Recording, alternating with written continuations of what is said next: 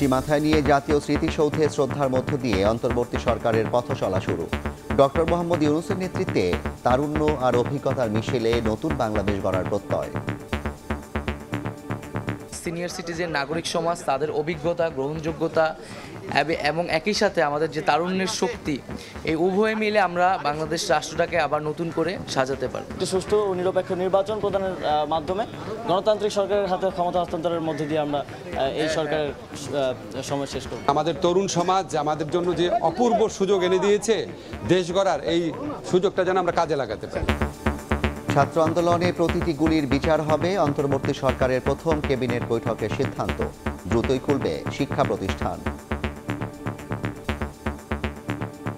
প্রত্যেকটা গুলির আমরা বিচার চাইব এবং এটা যেন আর না হয়। শিক্ষক সমাজের সাথে আলোচনা করা হবে, যত দ্রুত সম্ভব শিক্ষা প্রতিষ্ঠান খুলে দেওয়ার চেষ্টা করা হবে। ছুটির দিনেও শিক্ষার্থীদের ব্যস্ততা, সড়ক থেকে ফুটপাত সব জায়গায় পরিচ্ছন্নতা অভিযান, মুছে ফেলা হচ্ছে অপ্রয়োজনীয় দেয়াল লিখন। ছাত্রদের দায়িত্বে সড়কে শৃঙ্খলা। বিএনপির সঙ্গে জাতিসংঘের আবাসিক প্রতিনিধির বৈঠক, অন্তর্বর্তী সরকারকে সহযোগিতার আশ্বাস। নেতারা বললেন, গণতন্ত্র নিয়ে উন্নয়ন সহযোগীদের আর কোনো শঙ্কা নেই। সনাতন ধর্মাবলম্বীদের বাসভবনে আগুন ও মন্দিরে হামলার প্রতিবাদে শাহবাগে বিক্ষোভ। সংখ্যালঘু কমিশন গঠন সহ 4 দফা দাবি, না মানলে কঠোর কর্মসূচির হুঁশিয়ারি।